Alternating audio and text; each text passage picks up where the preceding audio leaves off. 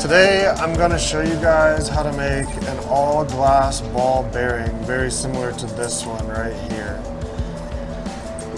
So what you want to start with is this shape on a, so this is a 12/7 blow tube, and we're using a sleeve that is 32 by 2.8. So what you want to do, and I made this one on the lathe before, but you want to make a Maria here, a hollow Maria, and then pre-flare this just a little bit, but you want to make sure that this Maria holds this rim. So it has to be a little bit bigger, and this flare has to be a little bit smaller so you can put it over it. So take it just like that, and now we have these little 6mm glass beads that we're going to fill it with. So it's going to take 18 of them, and these beads actually vary about a ½ millimeter, which is quite a bit when they're only 6mm big to begin with.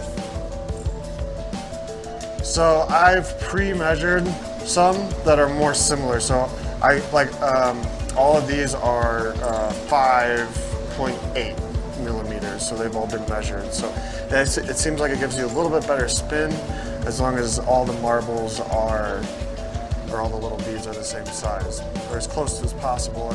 And you can buy these beads, and that's what I've done here, because it just seems like it's a lot harder to make them all. When I make them, I make them.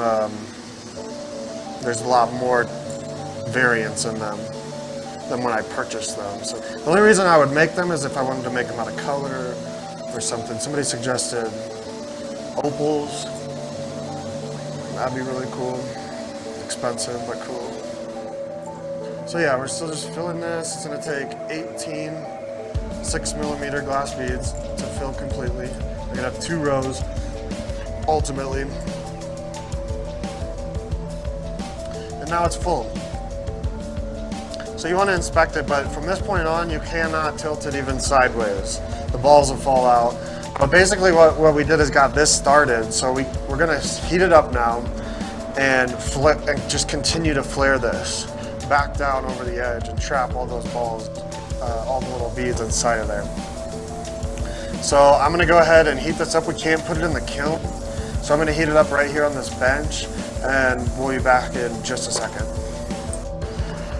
So I've had this heating up for the last couple minutes. The edit will look like it's a lot quicker than it really is, but I use this test tube rack right here to just hold the ball bearing upright, because like I said before, you cannot tip it over. I can't even put this in the kiln right now as it stands.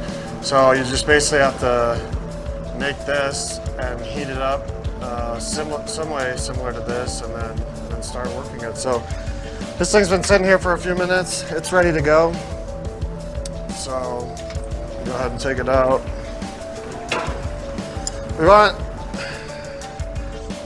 This is definitely the hardest part of the whole process. This is like the critical moment of the whole thing. We want a really soft flame, and I like to work it really far out.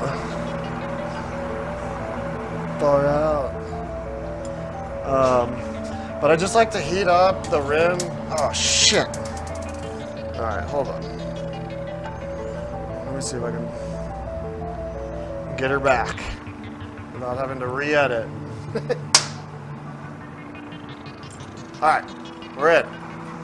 See, they're just so hard to, and I think I made this blow tube a little bit longer than the other ones, so it's, I'm having a little bit more difficult time.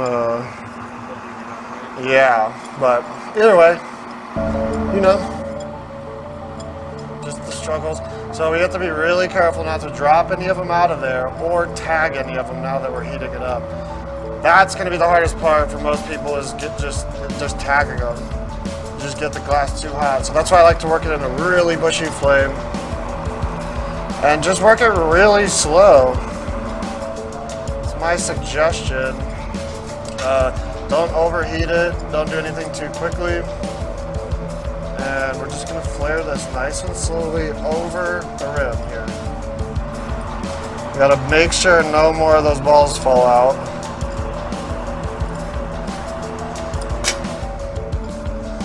Okay, we're looking pretty good here so far. These are definitely one of the hardest things that I've ever tried to make.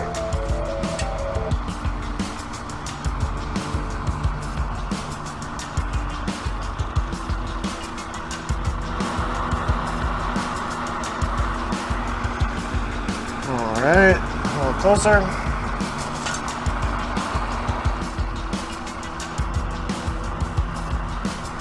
And then once you get it flared enough, you can kind of just pat it down and seat it into position.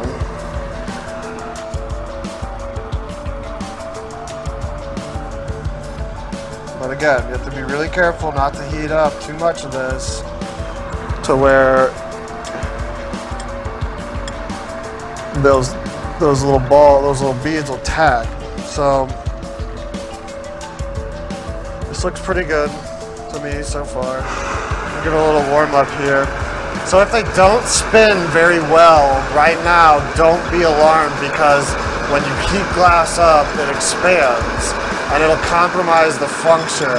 You can see it's starting to loosen up though now. And it looks like this one will spin pretty good. Oops. It's probably better. If you have a bench Bunsen, I suggest that.